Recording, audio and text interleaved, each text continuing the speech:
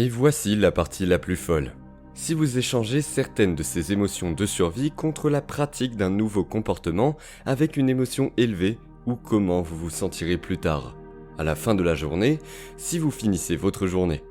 En baissant le volume de cette émotion, vous allez détourner votre attention de toute personne ou n'importe quelle chose dans votre vie qui vous fait ressentir ces émotions. Et vous reprenez votre pouvoir et vous construisez votre propre champ. Ainsi, la méditation vous permet de supprimer ou de surmonter la personnalité qui est liée au passé dans une proportion de 95% de programmes inconscients. Alors que vous commencez à envoyer et à câbler de nouvelles pensées dans votre cerveau, et que vous voulez vous rappeler de la façon dont vous voudriez penser. Vous voulez vous rappeler de la façon dont la grandeur penserait, comment la noblesse penserait, comment quelqu'un de calme, patient et amoureux de la vie penserait. Votre cerveau construirait naturellement, de manière créative, la personne que vous voudriez être en pensant de cette manière. Et ce n'est pas inaccoutumé si vous continuez à le répéter avec attention.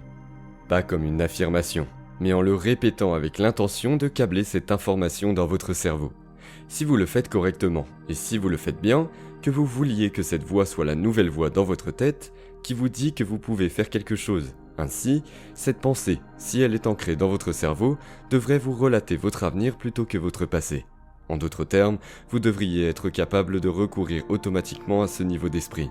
C'est là que vous installez un nouveau programme.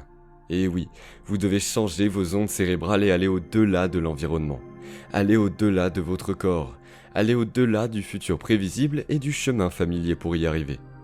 Et vous comprenez philosophiquement, au moins grâce à l'un de ces cours ou à certains des livres que vous avez lus, que cela est tout à fait possible. Et lorsque vous commencez à planifier qui vous allez devenir, c'est l'élément important. C'est là que se font les répétitions. Maintenant, vous prenez les mêmes circonstances d'hier, où vous n'étiez pas aussi conscient, où vous avez senti que vous auriez pu faire un meilleur travail. Et si cela vous dérange, alors vous êtes sur la voie de l'évolution. Si cela vous dérange suffisamment et que vous êtes suffisamment mal à l'aise pour penser que si j'avais une autre opportunité, une autre chance pour cela, une autre opportunité pendant cette réunion, sur ce Zoom call avec cette personne, c'était ma réaction. Quelle serait la meilleure façon d'agir? Quelle manière serait plus moderne? Que ferait l'amour? Que ferait la grandeur dans cette situation? Et si vous ne trouvez pas la réponse, trouvez un livre qui a la réponse.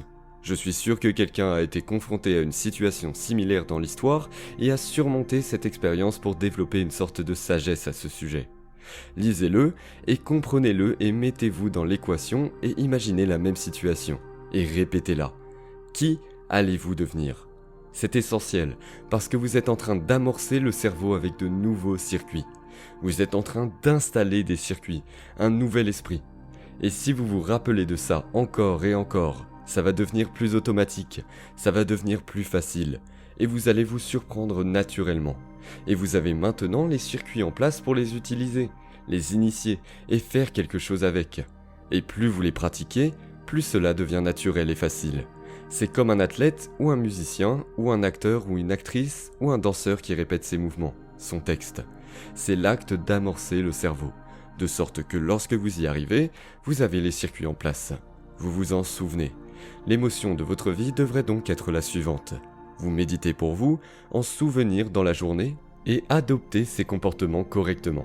Les gens remarquent que vous êtes différent, et la raison pour laquelle ils le remarquent, c'est parce que vous ne vous dévoilez plus autant que vous le faisiez dans leurs souvenirs. Vous êtes imprévisible.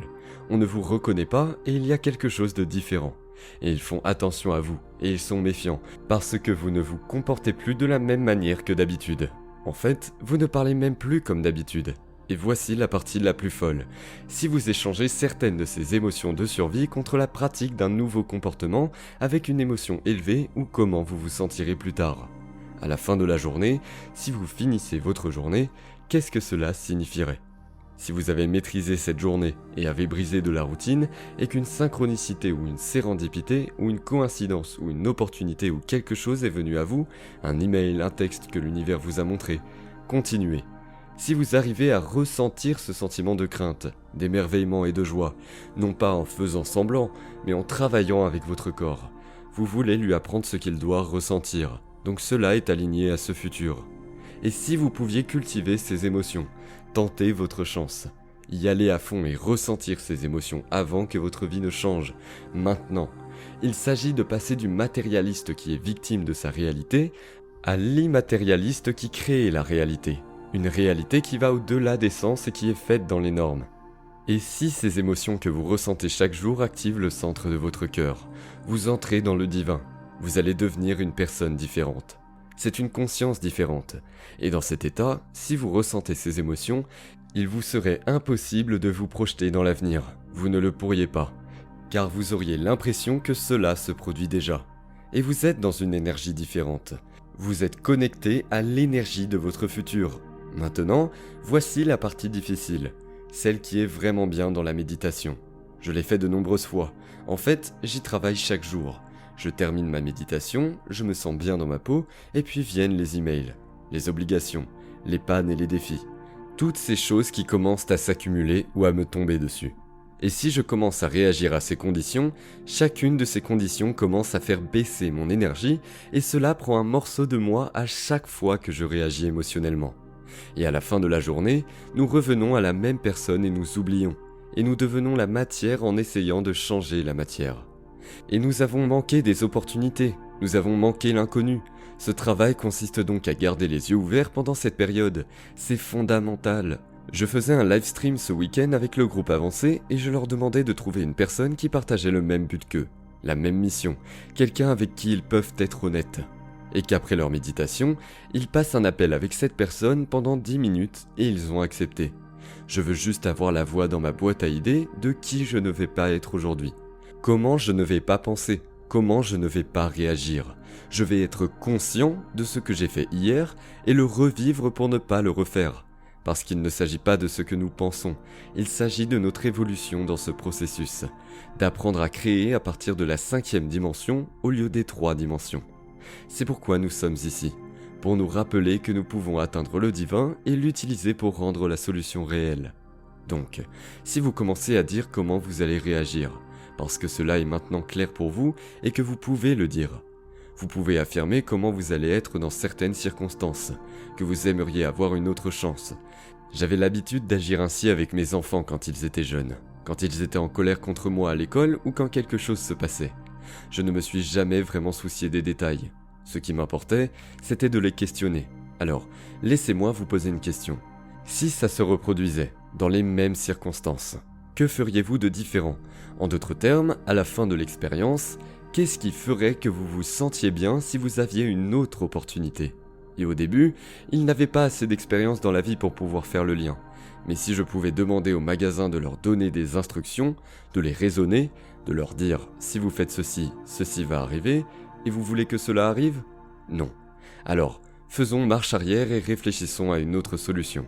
Et quand ils étaient vraiment contents, qu'ils souriaient, qu'ils commençaient à rire et qu'ils comprenaient, je leur faisais répéter encore et encore. Alors, dites-moi encore une fois, que feriez-vous si cela arrivait à nouveau?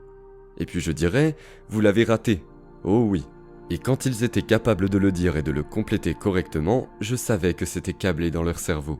Et puis quand je faisais quelque chose, je me retournais et je disais « alors redites-moi ça ».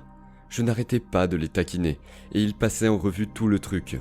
Et puis, ils roulaient les yeux et ils disaient « non, non, tu dois nous le dire. Vous devez vous en rappeler sans cesse pour rester conscient ». Et puis, ils en arrivaient à un point où ils ne pouvaient plus attendre que ça arrive, que je les laisse tranquilles. Cela veut dire qu'ils sont prêts à relever le défi. Ils ne s'en échappent pas. Ils sont prêts à relever ce défi avec un nouveau niveau d'esprit. Et quand nous faisons cela correctement, l'effet secondaire est plus de plénitude, plus de satisfaction, plus de présence, plus de compassion, plus de compréhension. Nous avons un mouvement, une énergie, un mouvement dans nos cœurs, et nous nous sentons plus comblés. Et nous ne créons pas à partir d'un manque de séparation. Et donc, nous avons une énorme pression environnementale sur l'ensemble du globe. Et aucune espèce ne se réveille et commence à évoluer. À faire des choix différents, à faire des choses différentes, à être créative, à créer des expériences différentes et à recevoir un retour de l'environnement par le biais de ses sens, de manière chimique, qui commence à sélectionner et à instruire de nouveaux gènes pour que cet organisme s'adapte à l'environnement. Et ces gènes fabriquent des protéines responsables d'une fourrure plus épaisse, de jambes plus longues ou d'une meilleure vue. L'organisme s'adapte à l'environnement. et c'est la pression environnementale, par le biais de l'adversité, qui a amené à l'organisme un aussi petit pourcentage lui permettant de se séparer de cette espèce. Et à travers les pressions environnementales, à travers les défis, il a commencé à évoluer.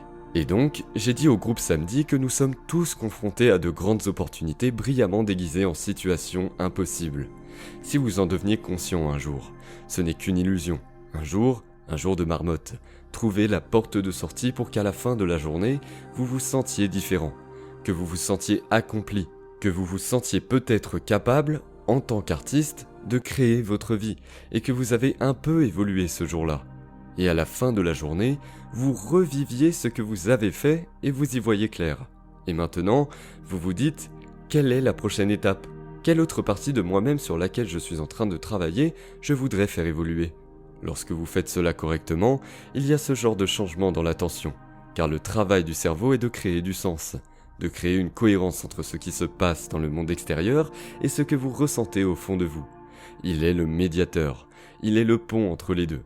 Et si vous êtes excité par les hormones du stress, votre attention se porte davantage sur votre environnement extérieur.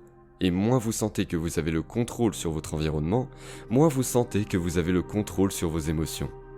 Mais quand nous commençons à devenir conscients et plus présents, et que nos ondes cérébrales sont un peu plus en cohérence avec nos cœurs, et que cela soit un peu plus équilibré, et que nous nous auto-régulons, et que nous restons conscients, nous avons plus ou la même attention entre ce que nous ressentons au fond de nous et le monde extérieur, et non pas tout sur le monde extérieur. Alors, le succès, faute de mieux, l'accomplissement a gagné votre attention ce jour, ce qui est le processus de l'évolution prenant sa source dans la singularité de l'unicité, vraiment dans la densité.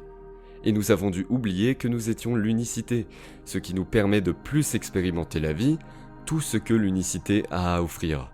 Mais quand nous nous réveillons dans ce processus d'évolution, et que nous commençons à faire évoluer nos comportements, nous commençons à nous rappeler maintenant que nous avons cet élément divin en nous.